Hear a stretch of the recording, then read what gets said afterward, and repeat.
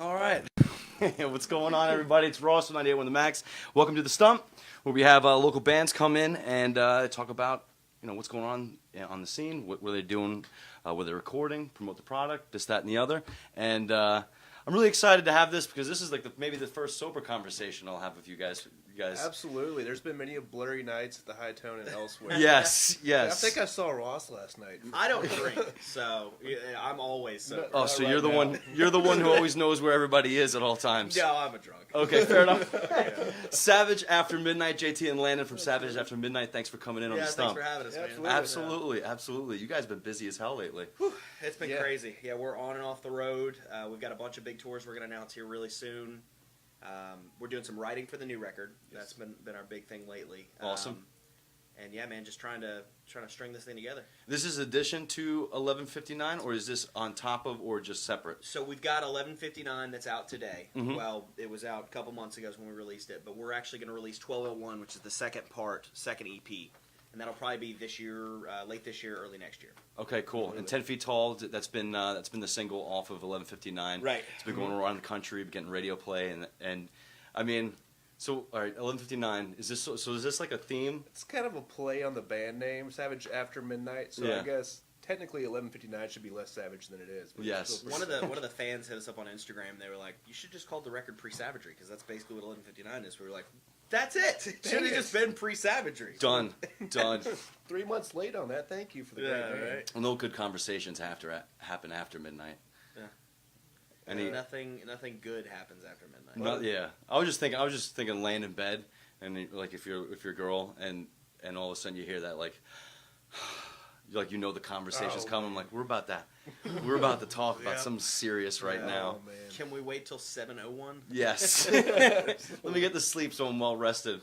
Please. And at least got 6 cups of coffee in me. Right. So we're all I mean, you guys have toured with Shinedown, Skinny Puppy. I think you just got done with He Is Legend. Mm-hmm. So you've been running the gamut.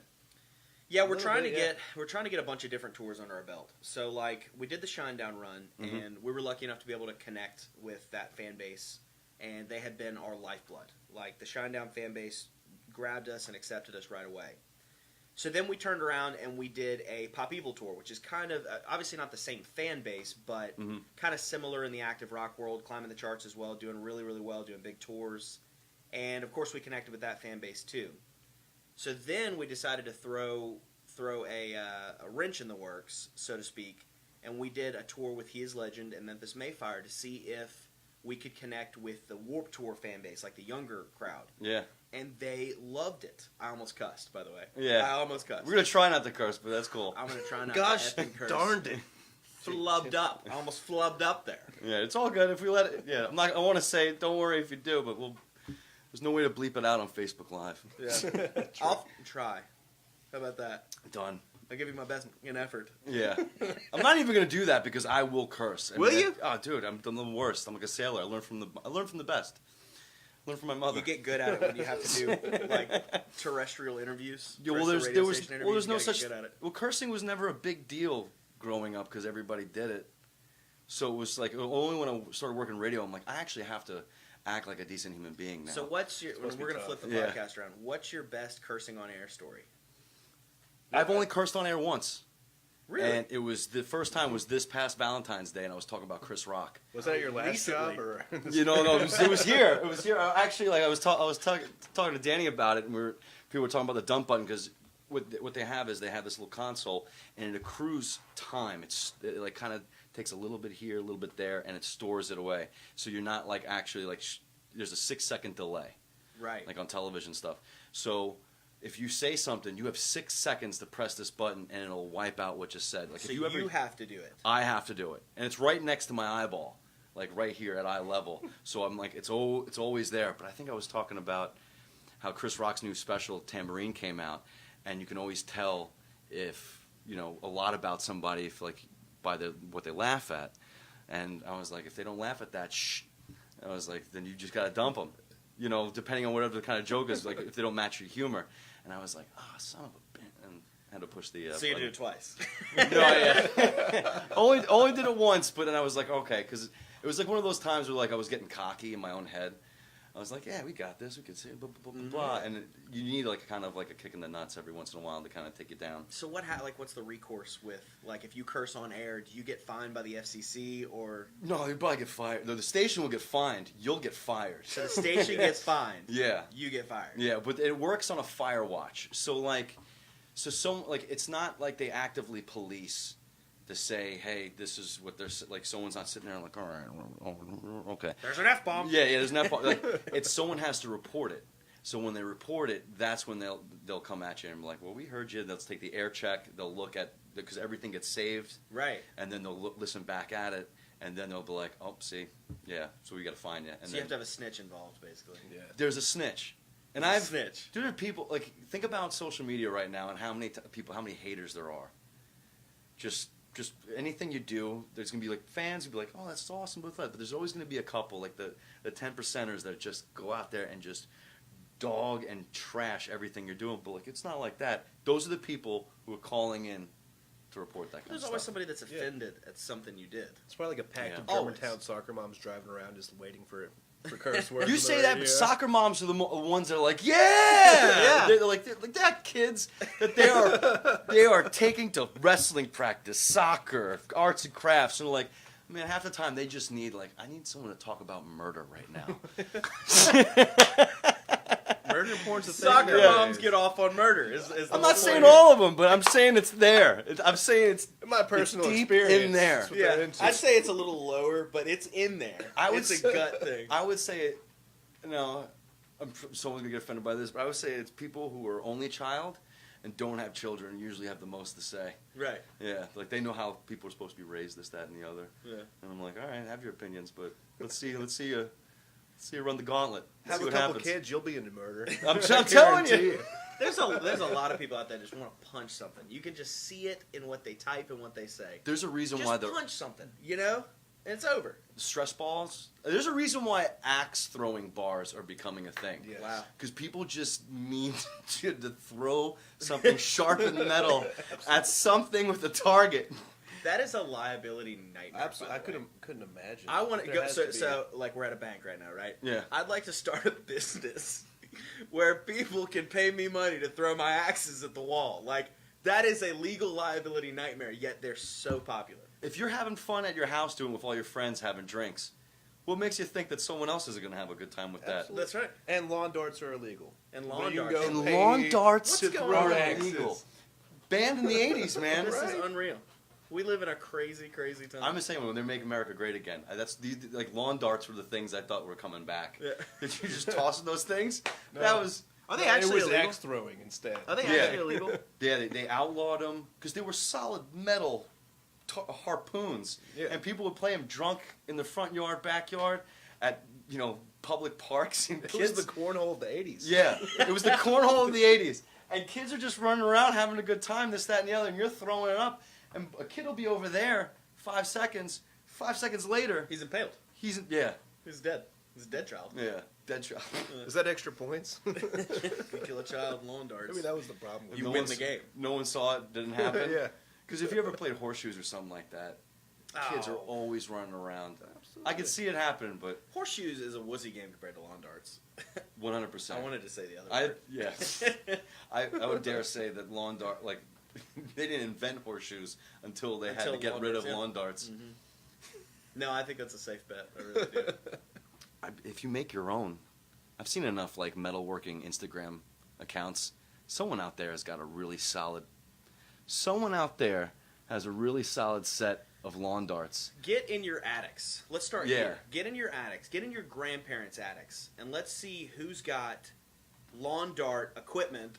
And we will do a 98.1 sponsored lawn dart competition. I'm signing him up for it. This is how I get in trouble. But they said. If we put him on the spot, we'll do a sponsored 98.1 Fire Ross lawn dart competition It may be in Mexico. in the parking Canada. lot. Dude, I'd get down on that in a heartbeat. That'd be fun. It'd be fun. Maybe throw like targets out. I mean, I don't even Have know. you ever played lawn dart? Because I'll be No, honest, I've I've never never. played lawn I think you darts. put a target and you just whoever gets closest to the target wins. Yeah, it's like Well, since it's illegal, man's horseshoe. I don't think there's any laws against lawn harpooning. the same sport with a harpoon. Right. It's the javelin, and it's an Olympic sport. So you're telling me if the But that's dart long distance. is 10 times its size, it's legal and celebrated, and they give gold medals and 20 grand to professional athletes, but Right. if I throw a smaller one, It's illegal. yeah, Highly illegal. I'm going to have to deal with the city council. The other thing is, how long has it been since this law has been enacted? Because we might be able to get away with this. And how I many don't know that people have anybody been knows to what court over it? Is there any legal precedent for someone being charged with playing lawn darts unlawfully? I think we all have a homework assignment after this, is what I think. I think the comments are probably. Yeah. Yeah, I don't even ever read that stuff. I think if Denver just voted on magic mushrooms, they could probably, like somewhere in Wyoming, they can bring back lawn I darts. think so. Crazy. I think we should check with Nahon, Serapis, and Trotz and get some real legal opinions on what's going on here. Call Nahon's- Morgan. Morgan. Yeah. They know. I'm sure they do. know. Just one call, by the way. Yeah. That's all. Has your That's kid all. gotten impaled by a lawn dart again? Call Morgan. Call Morgan and Morgan. We do mortgage and more too. Hi, I'm Morgan Morganson. It will be Morgan, Wyoming. Morgan. I think Wyoming or Montana will be the first ones. To 'Cause that- legalize lawn darts. yeah, because They have the T-shirts. biggest lawn. Legalize lawn darts. yeah. Well, I think there's only 500,000 people in the whole state, and it's like the size of the whole Northeast coast. Something's got to give. Where? And they just Montana, and they just for the first time brought back bare knuckle boxing. And the first Absolutely. American licensed bare knuckle boxing matches No were kidding. in Montana, and this was about 6. I think maybe going on a year. And since then, Biloxi has thrown 2 of them. Same league. They are No brutal kidding. too. They get so cut up. Yeah. They say it's apparently safer because it's less weight to the fist. That's not It's like accurate. I call. Well, it's to protect your hands. That was the whole thing. It's like the whole idea is like to protect boxing gloves protect your hands, not your face. But when you're watching these matches, their faces are destroyed. Right. Oh, they're nuts. Just, it's all equal too. They have the female division, and they are female brutal. bare knuckle boxing. Female bare knuckle boxing. No kidding. It's basically it's your sophomore year in high school. No kidding. You never seen any of that? You ever seen anything like that? 2 girls go at it in high school? Not bare knuckle. No. I mean, that's. I mean, they don't. Mostly was- girls were like scratch. Like hair pulling. Yeah, hair. From Oh. Memphis, Cat there's a fight. lot of weed. I was in Traditional I cat was in fight style. Dallas, Georgia, man. They threw the thumb on the top, and they went to town. What's the thumb on the top? You're not supposed to put your thumb in the fist because otherwise You'll break your thumb. you break your thumb. So always keep your thumb on top. So like they've had formal training. Yes, basically. yes. It's just like you don't do the guitar spin when you have more than 3 people on stage because someone's getting Or no brutalized. strap lock. That is an urban legend. Of I made course that you mistake. do. Yeah. Of course you do. Has anybody gotten hit? Oh yeah. Yeah. Oh yeah. Oh yeah, Shy's taking I'm stage right, so the headstock on my bass is center stage. And Shy's gotten a couple bass headstocks to the face. One of over my the old years. bands, we had I had an old ridiculous pointy Schecter, like With 3 maroon strings on it. red. Well, yeah, I used to play with 3 strings. Well, the other strings I didn't have any use for, so. Just took 'em off. But it was a sharp Schecter, and we're playing Tower Records, tiny stage here in Memphis. Okay. Like, tiny little stage, and I thought it was a good idea to take the guitar and flip it around, and I hit my other guitar player Eric like right in the temple, and so looking back, he was definitely concussed. That's a Like, learning disability right there. Definitely concussed and dripping blood, but he finished the set. He Good finished man. the set. Absolutely. Good man. All 9 people really clapped loudly after that. It was huge. What time was it? 2000. Oh, time during the day? Let's say like a show at Tower Records. Was it like a 2 p.m. show? Oh, no. It was probably pretty early, though, like 6 p.m. Yeah. 6 p.m. I'm Okay. pretty sure my old man opened up for you guys at that show. We had openers? Oh, well, we played together. I'm not sure it was. What a other bands were you headlining guys situation. in? If you don't, if we're A lot of other bands. Years Yeah. ago, We were actually in another band together. Yeah, for a while. A Study in Scarlet back in the day, which was like a metalcore band. Okay. I was Christian in metalcore band. Joan of the Furious, which is a Christian metalcore band as Uh-huh. well. And I I think- was in a band called Inches from Eden for a while. There's a lot of Christian hardcore bands, metalcore I bands. think it was more so to convince your parents that it's That's all right. right to play metal. 100%. So it's a Oh, Christian okay. band. It's Okay. okay. You just Also, when was. you scream Jesus, it sounds really hardcore. Really rolls off yeah. the tongue. Well, you don't even hear it half the time. Also, I think I've given this a lot of thought, by the way. Don't bring it on, man. I'm gonna I learn feel today. like there's like a contrarian portion of this thing. Like, I'm Christian, but I'm also the hardest dude you've ever met in your life. So are you really going to be that upset with me when I play breakdown metal music when I love God? Like, that contradiction there, Yeah. I think that whole subsection of metal music guys get off on. Are there genuine Christian metal musicians? Of course. I've met several. Matty Mullins from... Absolutely, yeah. He is inspiration in the Christian metal community. Yeah. But I truly, on a local level, let's speak to a local level. On a local level, I truly believe there's a lot of, like, contrarianism. You know, like, the kids that hated Titanic. Those kind of people were the ones that are like, yeah, I play in a metal band, but we do it all for Jesus. Like, Okay. do you? Do you? Or do you just want to get up there and yell and have your mom be okay with it and drive you to Open up the this show? pit, screw somebody up for Jesus.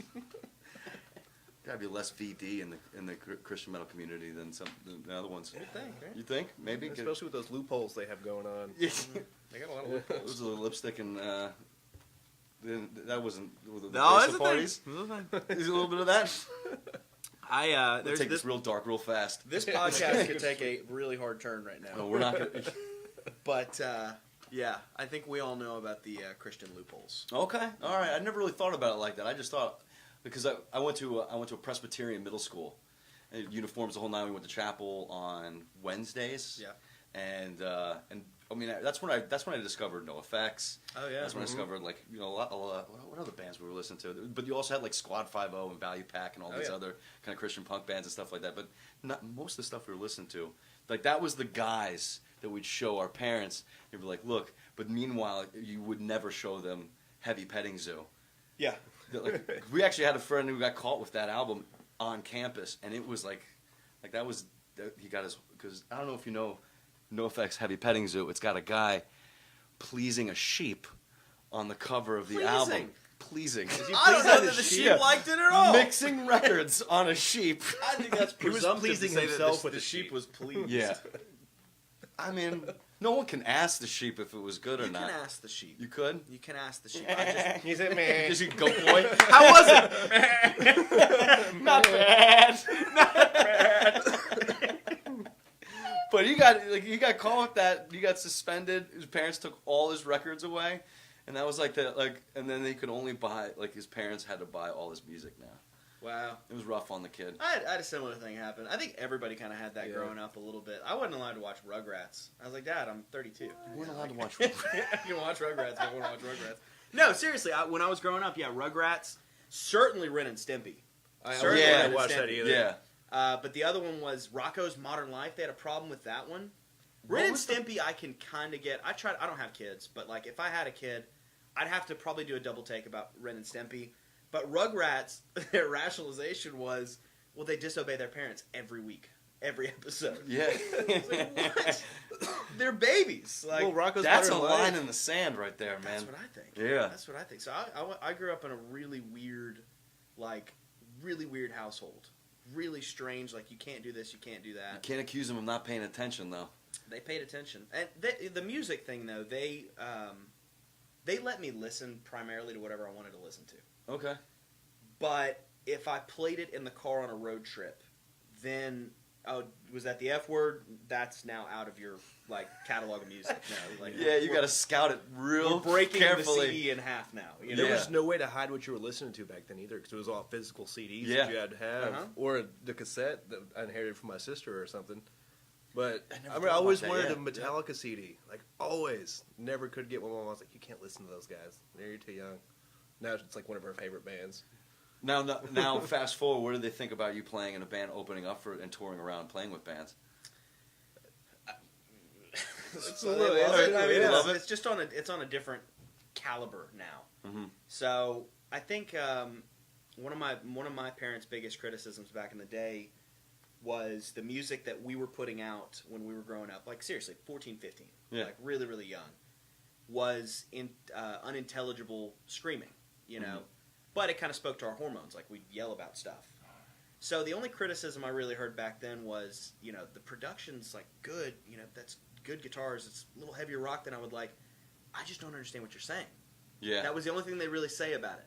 And I would add Christian lyrics and be like, well, this is what I'm saying. And Yeah. they'd be like, well, I guess we can't be mad at that. Yeah. But no, it was always, I wish I understood what you were saying. So now that we're working with, some of the best producers on the planet, Mm-hmm. it's you can hear everything everybody's saying. So now I think that was their line. Like they just wanted to be able to hear the lyrics. Yeah, you know? I want to know what you're thinking about. Yeah. Yeah. So obviously, doing tours and stuff like that, they love it. Your mom came out to a show recently. Yes, she did. That was the first show I've seen her in a while. I think she threw down harder than I did. She showed us. We played the Count in Nashville. That's my son! Oh my god! We were opening up for Memphis Mayfire, and he is legend. Yeah, it was a great time. She drove up, met some friends there, and they partied hard. That was in when we Nashville. did. Yeah, She came to the Nashville the show. Top Golf show. That was a lot of fun. That was the best show. The Top Golf? Dude, Yeah, there's a they place have- called the Cowan Theater. And if you haven't seen a show there, if you guys haven't seen a show there, the Cowan Theater in Nashville, Tennessee is at the Top Golf. It's 800 cap. Yeah, it's it's super big, modern, big brand new venue. venue inside of Top Golf. Line arrays, nice sound system. It's top tier, brand new venue. But it's connected to a Top Golf, so any band that plays there gets their own private VIP bay that's just turned on. And he's a golfer too, Oh, so I he didn't love even make it a golf. sound check. We're like, "Where's JT?" Look out, and he's just hitting golf balls all day. Check my mic for me. He was sore the next day from hitting golf I balls, was not playing the show. I was. They all went out That's to the pretty bar. cool. That's pretty cool accommodation, though. oh, It's great. nice. It's nice. You see some cool stuff on the road, like cool hospitality in cool cities. Yeah. They'll feed you. We saw one in was it Jonesboro, Arkansas, with our old band where they gave us free video games all night. Like Oh, it wasn't it the music store they had that was a venue there? I don't remember, but That it was was a one long time. venue somewhere where you just got unlimited arcade games. Like they gave you some kind of a handful of chips or something or tokens. Yeah. This far and beyond beat anything we've ever done. Like some guy swiped his little card and was like, "This thing's on until 2 a.m. Y'all have fun." Like, oh my god, That's slick. everything was comped. So all your drinks, all your food. Jonesboro, Arkansas, is that the best accommodations you got? No, the Top Golf, like the Top Cowan, Golf, that was a... in Nashville. Yeah, it was crazy. We were talking about doing a whole Top Golf tour. Just tour the Top Golfs around the U.S. Just so I'm not mistaken, this is the one arcade when you have the ball, or are we talking Top about? Golf? Or is this like the big projection screen where you hit the golf Oh, ball up against brother, it? we're about to Yeah, school oh. your world right now. So Top Golf is it's like an actual driving range. Okay. 3 stories tall. Yeah. Okay, I'm familiar. Yeah, so I'm and it's familiar, like okay. all lit up. Yeah. And then you can go through different games, and it's got the top tracer technology they use on PGA Tour. So you So can- like it traces all your balls. So you do like accuracy games, and Oh, so you don't have to just pretend to know where it went? You don't have to pretend. Yeah, it Okay. shows you. You watch it on the Yeah. screen where it went and where it landed. So like, dude, it's you just sit there and drink way too much alcohol and hit golf balls. It's the coolest idea in the world That's because it's pretty catered slick. for like young people. Mm. So anyway, and apparently they love rock because they booked a killer rock tour. So we got to do Top Golf and we got to play a show that night. That's awesome. It was killer. Give you something to do because sometimes if you go to the new city, you can't really run around Right. the whole time. You see You're a too lot busy. of great parking lots across the nation. Yeah. Yeah. Favorite parking lot? Go. Walmart. Walmart? Yeah, for sure, hands down. Walmart is the jam. Yeah. You walk in and get anything you need. Any time of day. Well, that end, we were doing a comedy tour out west 2 summers ago, and we were in a trailer, and we came back, and we were in Lubbock, Texas, Oh yeah. and we had nowhere to stay, and they're like, just go to the Walmart parking lot. And we're like, what? Because like apparently it's open to any if you have a camper or you That's have right, a truck, yep. you just park and you just stay there. Yeah, we just pull our bus up to either a Walmart or a Planet Fitness. Because Yes. Planet Fitness, you get showers and workout and Oh, and massage they have the chairs national and account, so if you have a Yeah, everywhere. little tricks of the trade on the road, bro. Yeah, you have a Planet Fitness membership and you park it at a Walmart. that's pretty slick. Yeah, we I've don't like walked rest in areas. To so many Planet Fitnesses, I don't think I've ever worked out in one. Just straight to the shower every Straight to the time. shower. That's Grab where all the those- WWE guys, when they come to town for SmackDown or something like that, they have the national account. So all the like Vince McMahon pulled up at Planet Fitness at 2 a.m. and got a pump in, but like before leaving Memphis and going to like I don't know Little Rock or wherever the heck they went for the next one. Those guys kill themselves. I could. They do. Those wrestlers, man. They do. Have you seen 3 that? shows a It wasn't a 30 for 30. It was like some documentary on. Jake- No, it was a John Oliver John last Oliver, week yeah, tonight. yeah. It was his like special report or whatever on the WWE and how messed up. Independent whole- contractors. Yeah, and Independent it's- contractors. Have you seen this? No. It's nuts. You can watch it on HBO. Basically, they go over how like Vince McMahon has 1099 employees. Like all of your wrestlers are 1099 employees, so they don't get health benefits Mhm. at all. And it was talking about how their workload is like they have to tour Yeah. the country just to make a living. Well, they work.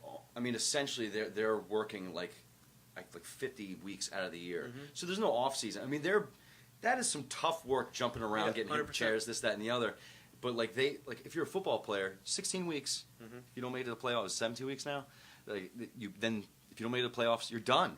Then you're just doing like the maintenance training and stuff. Yep. Like And you don't get that in wrestling. Camp in a few weeks. They don't get to do that in wrestling. And the whole point of the whole story was like, isn't this messed up? Like, because these guys, like, there's evidence that Vince McMahon let them go out there while they were concussed. Yeah.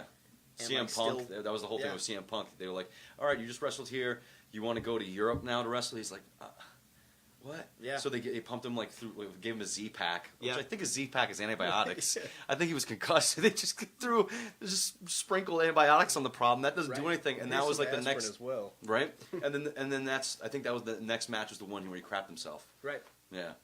Oh, that was the whole big part of the story. Yeah, put him in a headlock. And he's like not ashamed to tell that story that he himself in the middle of a wrestling match. Yeah. I have a feeling any wrestling match I would be in, I'd probably do the exact same thing. I'd do it from the corner of the ring. I'd do it walking in like, that guy? I found out the other day, wrestling is fake. No. It's fake. It's false information. True story.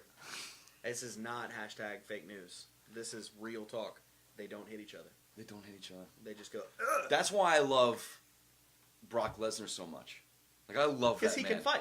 Well, not just that. He got the contract with the WWE to... He's like, all right, we're doing wrestling now. But he said, no, I want to really fight people. Then he went to UFC and really fought people, won the belt, and then said, all right, I'll come back and make the money. Right. And then said, nah, I think I want to go back and do it again. Where's the money, though? Is it on the wrestling side or on the fighting side? You sign $1 million I don't know. I'm completely honest with you. I would imagine if you're a number one draw for a pay-per-view fight, you gotta... Yeah. Do that. Yeah, I mean... The big ticket guys make money. You've seen Conor McGregor and... $100 million to fight Floyd Mayweather? No problem. All day. I'd take it. I'll fight him thrice. You know? I will, by the way. Personally. I would too. For $100 million. I wouldn't... No, let's fight Mike Tyson, though, in his prime. No. Let's get some real numbers on the table. Maybe now. I'm because I'm curious, and this is our first real conversation. Yeah. Let's find out what number that actually is for you to get in a ring with. Do you want to say Conor, or do you want to say Floyd? I say Conor because I know he could destroy you. Yeah. And also, it's not just punching; like everything's in play. Like he can grab you and choke you out and stuff. So let's move that number to something more realistic, like in our world. Like so like $180,000. If he would pay my student loans. I would get your ass in the kicked ring by Conor McGregor 100%. Are you serious? As long as if I suffer any, that would be my one clause in the contract. Bills. Pay my medical bills. Right. If you pay my student loans, if all my student loans were paid, I'd be rich right now. Like rich, like $30,000 a year rich. I'll take it. Come here. What's that? You have 4 doctorates? No, you get 1 degree and you're like, okay. But I this is my fault. I love radio, so I love working here. But you're not. So you would get in the ring with Conor if he just paid your student loans off. That's $40,000. That's $40,000. So is this an open invitation? I'd do it for a couple I would do it for $40,000. You pay for $40,000. You get the government off my back. I will gladly get into the ring. What is your number? Couple months rent, maybe. I can tap as soon as I want. No, You're assuming he's going for the tap, though. He may not be. He may just toy with you, make you stand back up. Yeah, I've seen that in a fight. It's solid, like 40-50. 40-50? Yeah. Here's the other question: would you try to get a couple hits in? Like, would you try to swing back? Oh, 100%. You would. What? If I knew my student loans were being paid, I would be a haymaker of hair and fingernails. I don't want to piss him off. I'll make it worse for myself. Just take my beating. You could just say you hit him, though. Even if he blocks it and you That's hit his hand, true. you hit Conor McGregor. Your children will always know that. I mean, he's going to see me all of no six-pack and stuff like that. He's already going to have no respect. Yeah. I gotta make sure he leaves there. He's like, it's got like that Irish... Oh, it's a good fight, laddie. Good fight, laddie. That's a heck of a scrap. Let's do some whiskey. Give me a belt. You gotta realize, you hitting him in the face is like his high five, though. So, like, dude, that guy's a maniac, man. Yeah. By the way, Savage After Midnight, JT and Landon. Just remind you all who we're talking with. Yeah, we're talking about everything under the sun. Yeah. What's your number? Like we're talking about what would be your number to get in the ring with Conor McGregor? See, here, this is the embarrassing part because. I will go out of my way to not fight someone. If I have to fight somebody, dude, I'm not a little wuss a while. But I will. But you're an adult now. Yeah, I'll fight somebody. Like for my fiance, I would fight somebody if I had to. That's not a big deal. But if it was my choice, I don't really want to hit anything. Like I don't really want to fight anybody. Yeah. So for me, my number would probably be like a hard 750. Like A hard 750. Yeah, because if I'm gonna do it, I at least want to know that I'm taken care of for like 3 years of a good life. You know. Yeah. Oh, so there's zeros 3 after that. I was like 750. 750. Yeah, 750 bucks. $750,000. Your man's a crack addict. Yeah. Couple years. Do that for, I'd pay my house Give it off. to do that for 2 cheeseburgers. I'd do it for a kiss on the cheek. You got a cigarette, man? I got you. Now, if I could pay my house off, I'd take a punch from Conor McGregor. All right, that's fair. That's not bad. You know? You're making me look desperate now, but I like that. I like No, that. student loans, that's a good thought, you know? I've taken a random punch on the road out of nowhere. You have? Yes. We were actually Yes, on... you have. We were on tour with Shinedown, and I had the random encounter with a man's fist. Well, it wasn't too random. Had a friend out to the show, and she brought her other friend, and apparently her other friend and her boyfriend were fighting. Mm-hmm. And anyway, we're hanging out all night. After the merch booth, we hung out, sold some shirts, and I went to go say goodbye to them. And apparently, boyfriend showed up, and didn't think anything After of the it. fact? Boyfriend showed up. After the show, and I was like, "Hey man, did you get to catch any of the show? It was a lot of fun, wasn't it?" And he's like, "No, I hopped the fence." I was like, "Okay." Didn't think much about it, and just looked over. And next thing I know, I'm just on the ground. Got sucker punched out of nowhere. He didn't even get to sleep with the girl. That was He like, thought that I was messing around with his old lady and hit me for it. He wasn't. I wasn't. I was messing around with a friend. He wishes he. I know. If I'm going to get hit for something, I want to at Yeah, least you watch do it. Yeah, the But- punishment matched the crime. So that was a was interesting. crazy night because he didn't realize till after we got home, but we were like, Landon, you got assaulted in the workplace. Like, Yeah, that's OSHA Landon all was over like, it. oh, this dude had a government job. Like he was a. Are we allowed to say that? I don't think we're allowed to. He was a man in Corpus Christi, Texas. He fought flames. Yeah, Gotcha. He fought flames. and yeah, but technically, dude, we're there to work. Like that's our job. Yeah. You know, and so somebody punches you when you're working. Yeah. That's a whole different category than just getting in a fight at a show. At least for us, you know. Yeah. And he totally missed the boat. I think other people are going to look at that differently and be like, yeah, it's bad, blah, blah, blah, blah, blah. I'm Yeah. like, nah, dude, that's how you pay the it's bills. not. Yeah. He was jaw stricken the rest All of the I tour. remember is- wobbly jaw. Hitting the ground, looking up, and I see our tour manager fly over me like a spider monkey. He was We're going on. after him. Yeah. Dude, he was on top of it. Good man. He was on top of it. Bobby The cops Beard, ended shout up out. trying to rip him off and put him in cuffs. He was like, I'm the tour manager. And they were like, whoa, I'm sorry. And like, The greatest part after we were on tour Shinedown at the time, and apparently word got around between their camp that one of us had gotten hit in the face. Their security manager had been over, and then all of a sudden Zach Myers rolled up, and they have this little a little 50cc scooter. dirt bike, and we're at the merch table. He rides up, they skirt. What happened? What y'all doing? He starts Word talking to slowly the got out. cops. He's like, I will give you $100 just to give me 5 minutes with this guy. Oh my God, I forgot about that. No, he offered him like $1,000 or something. He's Yeah. like, I'll give you $1,000 to give me 5 minutes with this guy. And the cops were like, no, man, I mean, we can't do that. He's like, It was great. The next day, we're sitting there eating lunch, and their bass player Eric walks by. He's like, "What's up, Lockjaw?" It's like, "Hey." That was our first night with Starset guys. You know the band Starset? I don't. So yeah, what's their big single, Monster? Yeah, they have a few. Yeah, that song did really well for a while. Anyway, they were on tour. That was the first night on tour with us and Shinedown, and the Starset guys were they were sitting behind their merch booth like responsible band members, like, and they had like a line of people, and they were just signing autographs. Thank you for coming to the show. Yeah. I'm just being a little exaggeratory. Yeah, but proper guys. They were yeah. they were doing Yeah. it the right way, and we don't give a like we're out in the what's up, buddy? Like Yeah. giving hugs, like, and so the guys came up to us afterwards, and they were like, "What happens?" We told them the whole story, and they were like, "God, you guys are savage, man." And we were like, "That's our brand." I Yeah, guess I was about to say. this totally makes sense now. Like, we have to start doing this in every town. Then we crashed one of their meetings the last night of tour. We were in Baton Rouge. And of course, they have casinos there. So after the show, we walked across the street, went to a casino. We were drunk. Yeah, we were a little bit inebriated. Talk about And drunk then in a casino is it's a good way to lose it. Oh man, we lost a little money, but I think we lost our integrity more than anything. Yeah, more Gotcha. dignity. Dustin than money. from Starset was sitting there with his label, having yet again a very responsible meeting with his label, and we were just in there cheersing and buying drinks and just interrupting the hell out of his meeting. So I'm not sure that Dustin likes us very much now, but Well, you know, who knows? you guys stay in touch. You guys stay in touch with any of the bands after the fact? Is it like that kind of like I'm still camaraderie? in touch with drummer Starset, but we don't talk all the time. Yeah. Yeah, typically you exchange numbers after a tour. You get really close to bands when you tour with them. I was about to say because you go in to the same hotels, you're riding the same bus. I mean, not the same bus, but Right. Yeah. Well, it's more like when you show up to a different town, like it's a different promoter in every town, different venue, different staff, but your consistents are, every night is the tour. yeah, So it's easy to lean on the guys on the tour because you see the same 20 guys, Right. like when there's 3 bands around every night for 20, 30 days, so you get close to a lot of them. and what A most lot people of inside don't. jokes going on. Yeah, tour pranks and stuff. Just because we see these guys and you gotta be able to have a good time out on the road. yeah.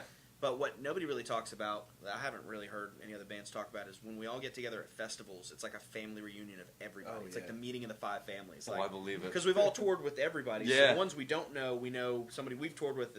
So festivals backstage are fun. They are Yeah. really, really fun. What was the last festival? Like what's an example of like a festival that? We did Earth Day Birthday. Yeah, Orlando's about Mm-hmm. a month ago. Okay. Did Earth Day Birthday. Who headlined that? 3 Days Grace? 3 days, Godsmack was there. Godsmack. Under Oath. Under Oath was there. I had a fanboy moment. Pop We Evil. played I was the, about to say, yeah. we played the acoustic tent, and Under Oath played right after us, which is just cool to be on stage. Like, Oh, yeah. guys, stick around for Under Oath next. My 16-year-old self was like, I'll be shivering here. on the inside. That was Put the Under guitar up. Oath. I mean, they're half the reason that I play the music that I play today. And Really? write the way that I do. But we were backstage, and one of my favorite rock drummers over the years, Aaron Gillespie, sitting there packing up my guitar, and he walks over and is like, hey, any of you cool dudes got a pick on you? And I'm like, Yeah, just fighting. hey, there You own this one now, brother. Yeah. You can have it, man. Yeah, it was pretty cool. Those festivals were a lot of fun. Who else played that festival? Pop Evil played it. Right on. Pop Evil was on there. POD, Oh, the Messer dudes were there. Bad Flower. Bad Flower was there. Yeah. That was a pretty stacked lineup. We Yeah. weren't really expecting that because that's the first time we've ever played that festival, Okay. and it was stacked. There was like 15,000 people. It was huge. It was huge. It was a huge festival. And they got another festival coming up. Like I guess because now Bonnaroo, Live Nation bought that land, so now they're gonna have like more festivals. They got country Right. one. What was it? Exit 111. Exit 111. 111. Yeah, we were That's a little gonna butthurt be- about that one. Yeah. Oh, we just want to play. I mean, it's a home state show, you Yeah. know. But the only problem is, our timing has just been really weird on these summer tours, and like we've been super blessed to have like the tours that we got, but we kind of missed the boat on all the big festivals. Yeah. I think it's probably safe to say next year we'll be picking up a handful of them, a handful of the big. Well, big they festivals. book out so far in advance. That's like, right. How long do you have to get your name in the hat before they call? Is That's it right. Typically, they start booking them in like December, like getting the lineups initially started, and by March they have usually everything almost set in stone. Okay, cool. So like, And we released in the middle of March, so it was like, Well, that was the you record. guys want to come play acoustic on this one? It's We yeah, we why haven't not? put out an original song. Like the first one we put out was 10 Feet Tall. Yeah. It's doing all it's doing right now, and that was in October. Like that was in October. yeah, So the Earth Day Birthday guys, I don't know how we got on that festival, but I think they just wanted us on, so they threw us on last minute. Changed the ad mat, the flyer and stuff. yeah. And yeah, they just threw us on because they liked us. But yeah, it's really tough to like. Because it's such a long game Right. move to get on there, and you're Mhm. assuming you're working the whole time leading up to that as well. There's only a handful of bands that are like actually doing stuff and touring though. Like that's what one thing we had to learn recently was like yes, there's a lot of bands out there doing it, but there's only a handful of bands that like tour with each other. Like Okay. the rest of the guys out there, even though they may be 10 times more talented than the guys doing it on a national level, the national guys like it's hard to break into that little group. Mhm. Like it's a really really tight knit community. So you almost have to have been doing it for a while, or had a project phase into another project, or something like that. Yeah, kind of crossover. Yeah. yeah. Because otherwise, it's just super difficult. I mean, that's kind of like, just on a local scene level, I mean, it kind of just, everybody kind of works with their group. Right. And if they've been doing it for 10, 15 years here, it's kind of hard to break into that. So, I mean, I just imagine it just gets bigger and bigger, but the Right. same principle reigns supreme. It does. We were talking to John Falls from Egypt Central, Mhm. and he was like, "Yeah, man, there's like 40 bands working right now, like legitimately working, like 40 to 50 bands out there working." Wow. What's really cool And- to see nowadays too is the intermingling of different rock genres. Because That's back in the day, awesome. it'd be like, Yeah. you're hardcore, you're metalcore, and we're rock. We're not going to play anything together. Now you see, like It's Memphis awesome. Mayfire is more of the heavier crowd. They're going out with Pop. They just went out with Pop Evil. Yeah. I think they're still Which out is- with them right now. Really? Yeah, Memphis Mayfire and Pop Evil tour. Like, that doesn't make sense 5 years ago. No. Like, doesn't Yeah. make sense at all. Like, you've got a metal crowd and then an active rock crowd. Like, and never the twain shall meet kind of thing was how it was up until really recently. Now, I don't know what we can point to and how this started, but now rock is coming together. Whether you're new metal or active rock, hardcore, punk. I'd imagine because it's so fragmented right now, all the genres, especially because of the access with streaming and all that, and it doesn't help with all these rock stars saying rock is dead constantly on like every platform. Imagine you have to kind of bond together just to preserve the genre as a whole, Right. And that not just that, festivals. So everybody's getting exposed to so many different things now too. When you go to one festival, Right. imagine you kind of like get the whole thing, and I don't know if you go to like any kind of show, it's the same thing over and over and over Right. again. It kind of gets it's get the sorbet, get the change the taste a little bit. I like what Keeps you Barry. engaged. I like what Barry from Shinedown said. What's that? It was in some interview. I don't remember what magazine it was, but it was in some interview. He was responding to Jordan from Bring Me the Horizon, Okay. who was, I'm sure it was taken out of context. Jordan's a super cool dude. He would never have said something in this context, but they took it out of Is context. he the guitarist? He's the DJ. DJ. Okay. He said he was talking about the new record because they kind of went top 40-ish, a little pop, and he said something to the effect of like, well, it's rock's kind of dead now, and typically rock writers aren't as strong writers as pop writers. And I think it was taken out of context. Barry responded to that interview by saying he was like, rock's doing just fine, thank you. Yeah.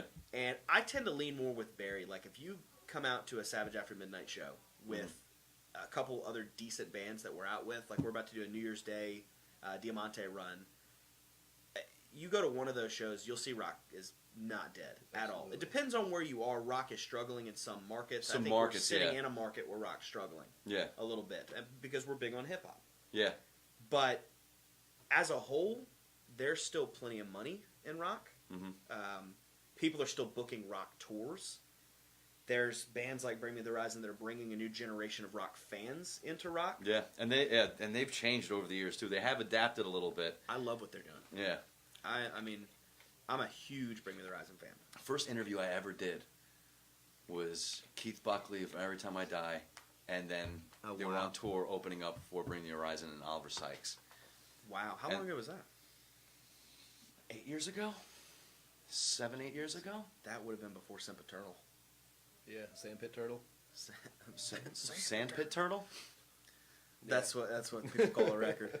When he screams Sempiternal, Okay. it sounds like I didn't even know who they were. Turtle. I just was a huge fan of Every Time I Die. Dude. And I was so nervous I almost turned the car around on the way down there, but my buddy was in the car with me, so I couldn't turn around. So I had him like, all right, I got to keep going up. But, I have an Every Time I Die story. You want an Every Time I Die Oh, story? I love Every Time I Die. I would love to hear the story. So, you remember when I was working with Taylor and Ryan Yeah. and doing like all the running? So like at those shows, runners are the ones that are responsible for making sure that like when the bands are in town, they have a good time in that city. Anything they need, whether it's like help me take out the trash for the bus or I need to go do laundry, the runner does all that. Or I want to go to a local bar. Gotcha. So I was the runner at Every Time I Die. God, I want to say like early Chiodos or something. I don't remember what the bill was, but it was a stacked bill. Every Time I Die was headlining. So my girlfriend at the time had, she was not able to make the show, but she bought me a bottle of like half drank. She drank the half bottle, but it was called Hot Damn. Well, it's like cinnamon whiskey, but it was called Hot Damn. So they have a record called Hot Damn back in the day, which is one of my favorite records. So she was like, will you take this to them and will you have them sign it? And I was like, oh, that's a great idea. So I pull Keith to the side. It's like right after the show or something, and I was like, hey man, great set. I was like, dude, this is gonna be really weird, but would you mind signing this bottle of Hot Damn for my girlfriend? And he was like, no. I said, will you? Because there was half of it left. Yeah. I said, will you take a swig of this Hot Damn with me? Yeah. That's what I said. Okay. And he looks at me and goes, man, I don't drink. And I go, oh. And like my mind started racing because I've seen every one of their DVDs. Like, Yeah. and I was like, wait, you were and right when I was about to say like, dude, you drink. I've seen you drink on like your DVDs. He goes, I'm good with you, and chugs the whole half bottle of Hot Damn, and he goes, you know, this is how we named the record. I was like, are you kidding serious? me? So the whole band signed it, and I don't know what happened to it after that, but That's awesome. Really I don't know cool how. story. Dude, those guys are still incredible. Oh, yeah. Seeing them I've live. been doing it for years and years. I don't know how they have the have. stamina for it, but they don't have an inch of fat on them. nope. And they just run it. And then Andy, the guitarist, he's a professional wrestler now. Really? Yeah, dude. He's jacked.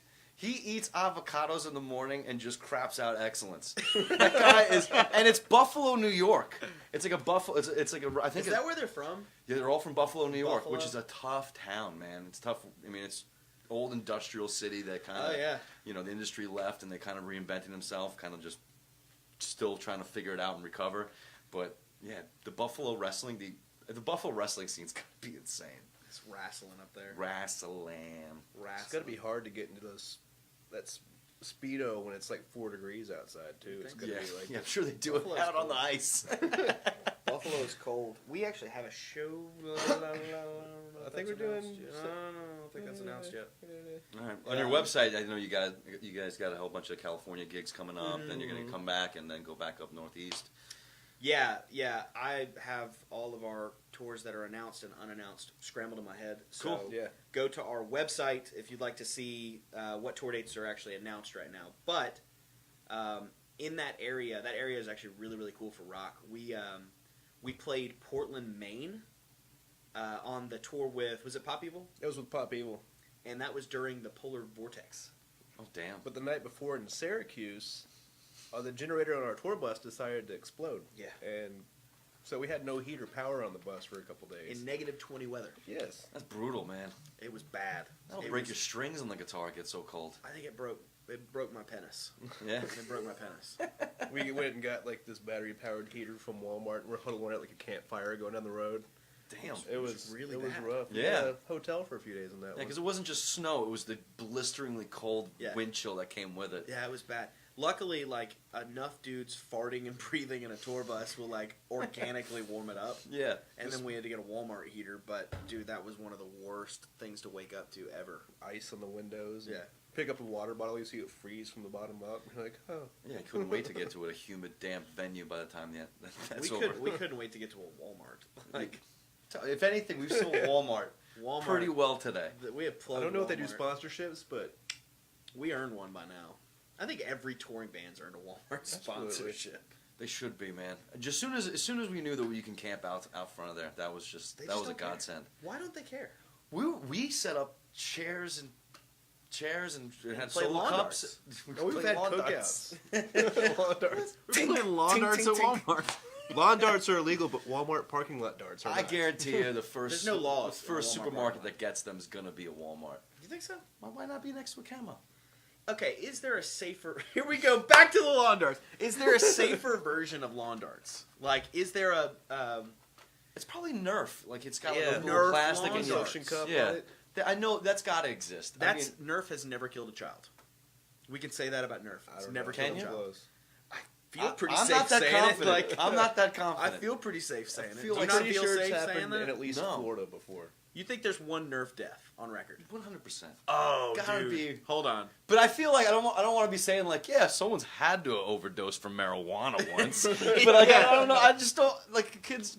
Just I know they sell those little things that go in the guns. Mm-hmm. I mean, just throw the one down your gullet Yeah. once and. So a choking death. Yeah, but if they choke it, you push real hard, they'll shoot the dart out. And then choke another kid. Right? It's the circle of life. Yeah, something like that. I don't know. I'm not. Have you seen the new Nerf guns they've come out with? They are insane. Yes. Nerf bazookas. They have Like, drones. My nephew has I a saw a drone commercial. tank that it's got the gun on it, That's and on the ridiculous. controller, it's got a camera right next to the barrel, so you can look where you're where you're driving it around, and then you can see what you're shooting. Nerf play is not fair anymore. It's not. That's Nerf cheating. Yeah, That's Nerf cheating. So you're playing with Nerf guns, but still Nerf playing core. a video game at the same time. yeah, oh, Keep wow. kids on the couch. Yeah. Keep Definitely, kids yeah. on the couch. and yeah. I mean, but at the same time, I mean, Nerf drone? I feel. Well, I mean, they're using. and from what I've read, I think I read this in GQ that they're using Xbox or PlayStation controllers for drones that overseas because it's most familiar. No kidding. Yeah, it's either a PlayStation or an Xbox controller, and they use that to help with drone attacks. I don't know how I feel about a piece of equipment saying "play" that's used to kill another person. Like, it's a whole new ball game, Just man. imagine in a couple of years I'll be playing Nerf with my nephew or something. He calls in a drone strike on me. that's already happening. It's, apparently. yeah, it's happening there, and No, they're in we like live in that they're in world. like this article. This was because it dealt with like how they have PTSD too, because they know what they're doing. Like these soldiers know what they're doing. Right. It has an emotional impact. But they're in like New Mexico or Arizona in the desert in like one of those like when the school's not big enough, they have the trailers. They're like, the annex building. Yeah, like annex buildings. They have them like set up, and that's what they're operating out of. No kidding. Yeah. I've seen them in strip malls, like little drone operating bases inside of strip malls, just unmarked. I'm not gonna sit here and lie to you. Maybe that was on Arrested Development. I'm about to say. That might have been You on Arrested saw Development. this? No, it might have been on Arrested Yeah, Development. used Not to be a gonna sit here and lie Payless to shoe you store. anymore. Then it was a CrossFit gym. Yeah. Now that's where they launched drone strikes. Tony out. Hale was the guy that was doing it. Yeah. So. If we're wrong about any of this, I mean that's your fault for taking this as Yeah. fact and gospel. We need a comment update here because I want to know what we're wrong and what we're right about. Oh no! Don't never read the comments. Jamie Foxx That's said true. that. Don't ever read the comments. Never read the comments. Only the good ones. Yeah, unless someone else told you they were good. I'm gonna read the comments. Got to do something at 11 o'clock in the morning. I'm gonna read the comments. Keep you up at night. So, all right. So you're working on a new album, 1201. Yes. How's that going for you? Where are you doing that at? And oh, by the way, there's 5 guys in the band. Yes. 3 other they don't live locally, right? One of the other ones does. We're kind of spread out. We have a drummer right now who lives in Michigan, Okay. so he'll drive down before like a week or two before we go on the road. Okay. He's And- one of our touring drummers. He lives in Michigan. Gotcha. Our other drummer does live here in Okay. Memphis. His schedule's just really weird, so if he can't make certain runs, we have another drummer from Michigan that comes Awesome. in. Jeremiah, our guitar player, he lives in Memphis. Okay. We both live in Memphis right now, and our singer, Shy, he's in Nashville. He's working out in Nashville right now. But we Gotcha. all go back and forth between Nashville and Yeah. Memphis. Okay. Like if you're playing in a decent band, you're back and forth between Nashville and Memphis. you know? Gotcha. So we spend a lot of time in both. Is that where you're doing the bulk of the recording? No, so I would say half the members of this band are like trained engineers, like audio engineers. So we do everything Awesome. on our own. Like if we want to sit down and write a song, we do it on our laptop or on our Mac Mini. Like we are fully self-contained. Okay. And then even when it comes to like certain types of tracking, like nowadays you can even do guitar tracking on your own as long as you have a decent preamp Mm-hmm. and get a dry signal, and then you can go reamp it anywhere. Yeah. And you just hire somebody in his spare time. As long as you edit the DI signal, you send it off and get any tone. Yeah. anywhere. Anything you want. Yeah. It's a different way of recording now, and believe it or not, a lot of the drums aren't even recorded in a real studio. Oh, yeah, we've Yeah. heard. I've heard. Yeah. Yeah, It's amazing. It's amazing what they're doing right now. it's a hodgepodge type recording method for everybody now. Yeah, we'll mainly like pre-pro everything out the best we can. Then when it comes to record, get the interjection of whatever producer we want to use, and a lot of times we'll bring in an engineer just so none of us are stressed about. Yeah. Hey man, you go do this, you do the takes here. But typically it's me and him doing it, and I'll run the rig for the music. When it comes to vocals, I step back and let him do I just everything. do Vocal World, yeah. Right on. Come in and track stuff. And we've got good enough equipment to track the vocals the way we want it. And then whatever engineer or producer we're working with at the time, if they want something done differently, we just do it differently, you know. Gotcha. Get different gear and recut it. Mhm. But it's really, really interesting. So most people have this vision of like when you do a record, you go to a place out of town and you sit there for 2 months and write your record and record your record. It's not really how it works anymore. Mm-hmm. Like it's all a lot of it's done, and some bands do it that way still. I'm about to say some. Yeah, some bands do Yeah. it that way, but a lot of the newer young bands, Which it's all done. I was on about to say the laptops. record contracts aren't what they used to be, and I imagine right. they're not paying for you to go in for a month, 2 months. Mhm. Some of them will. I mean, it just depends. I mean, if you're, you know, Shinedown, if you're Well, they 3 still Days produce Grace. now too. Yeah, I mean, if you say that's what you want to do, if that's what you need for your creative resources for this next record, then yeah, you have access to whatever you want to do. There's two different schools of thought. Like right now, while we're trying to come up with our first 2 EPs and really set ourselves up in the music industry, we're more comfortable dialing all this in on our end first. Okay. And then bringing in a producer to fine tune a couple of the production stuff. But the writing is all in house. Like we do everything ourselves. Down the line, though, me personally, I don't know if Landon feels this way, but me personally, I would love to sit in a room for 2 months and write a record. Yeah. Because I'm of the belief that when you write something, you have one chance to cut it, and it's while you're thinking about it. We've done it before in the past. Actually, 1159 started out as a full album, and our label at the time sent us up to do it with Terry Date in Seattle. It was incredible to have that experience. He's done Slayer and all the Pantera stuff back in the day. All Rob the Zombie, Deftones. yeah. Wow. Yeah, he's a huge. It was weird, strange sitting there editing guitars for him and looking up, seeing the platinum plaque for Limp hot dog Bizkit, flavored water on top. Yeah. It's like, oh, this is pretty cool. Nuts. His whole house is just lined with platinum records. Wow. That is nuts. It was awesome. We got to go up there to Studio X, and we were in there right after Dave Matthews, and he had painted this giant rhino in the parking garage. Apparently, he just got bored one day and started painting the parking garage. Dave Matthews did? Yeah. Painted the parking garage, so we had Dave Matthews Rhino we park under every day.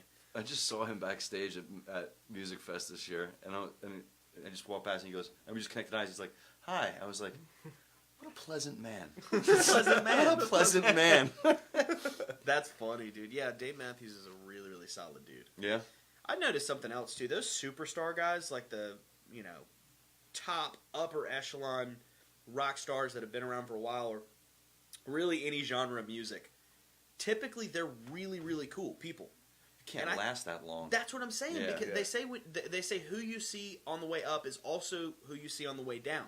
Yeah. And so if you're on your way down and you burn all your bridges, nobody's there to catch you. Yeah. Well, these superstars, obviously they didn't burn any bridges, so they've had a lifetime of people there to float them and support them and bring them back up to the top. Through the so walls. I don't think it's random that these guys are really cool, man. Like, It's almost like I've heard this in the world of sobriety.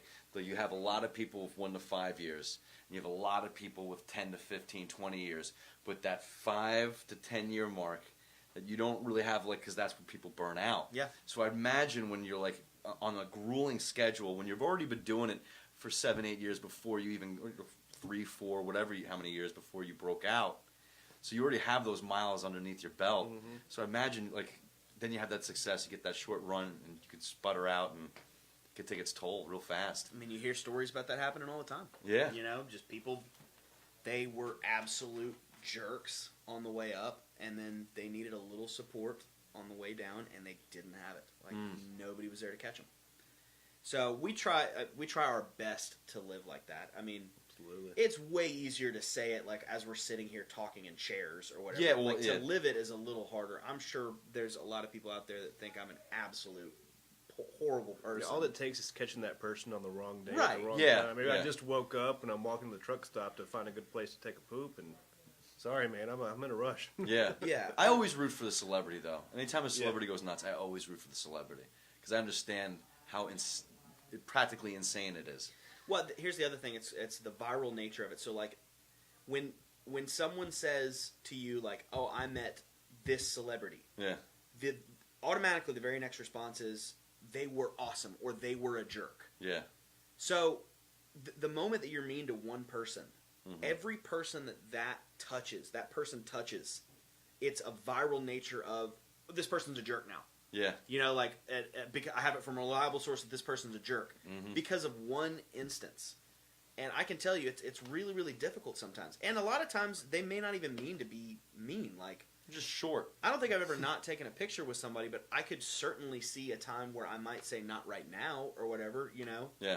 So I can relate to all of that, but then that person says, oh, he was a jerk because he wouldn't take a picture with me. And then that whole stream of viral, everybody talks about how he's a jerk. Yeah. And everybody's more likely to pass along the negative story nowadays than 100%. if it was positive. Yeah, it's sometimes was it there's a Reddit subreddit called inspiring news, and every once in a while I'll go to that subreddit just to find something but it's usually so puppy and kitten related. I love everyone puppy or a 12-year-old inventing something that cleans plastic out of the ocean. Right. Yeah. I'm okay.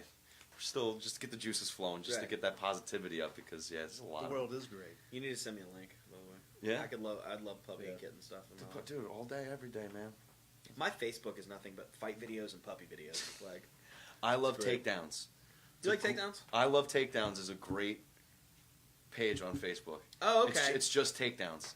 It's just Really? yeah. It's all ages, anywhere from 5 to 50. Like, dude, there's an 80-year-old guy just going after young dudes, and just crushing them on the mat. It's great. Oh, I gotta add that, Joe. All I gotta read leverage. All leverage. That's awesome. I think we've been doing this for a minute, so I don't want to keep you guys too much longer. But anyway, we're gonna see you guys in town anytime soon. We have a Memphis show in the works right now. We're actually going to do a free show coming up sometime. Okay. Absolutely. But Awesome. the closest we'll be next is in Nashville at the Exit Inn. We Exit. will be in Nashville Yeah. on June. June. SavageAfterMidnight.com. That's right. Go on check out all the dates. SavageAfterMidnight.com. Yeah, we'll be in Nashville, but we're working on the free show. I think we set a mark for X amount of downloads on our EP. We'll do a free show in Memphis, so we do owe Memphis a show right now. Awesome. Absolutely. I think entrance is like the proof that you bought the record or something. Okay. So I guess it's not technically free, but you get our record. Yeah, you know. So we're in Splitting discussions hairs. with a couple different venues on where we want to do it. Yeah. I think the last time we played in Memphis, we had a blast at Lafayette's. Yeah. We packed the house out at Lafayette's, and it was just body to body, like sweaty A lot of fun. energy, like just it was incredible. That's awesome. It's a great room. It's a great That's a room. great room. Stage is just big enough to really have some fun. Like, Yeah. So we're talking about what venue to do, and we're also talking about what tour we want to put it like in front of or like right after. Gotcha. So we should probably have some updates on that pretty soon. But yeah, we owe Memphis a show for sure. Awesome. Well, we'd love to see you, man. We'd love to have you in town. Absolutely. You know, you let everybody else kind of steal you. But Absolutely. but you guys are working, and I They pay appreciate for it. us, so Yeah. Exactly. they pay us. But yeah, 10 Feet Tall, single out right now. It's off of 1159, the EP, and then the new EP in the works right now, 1201. And really appreciate you, JT, Landon, Savage Absolutely. After Midnight. Yep. This is Stump. I'm Ross. Thanks for joining us today.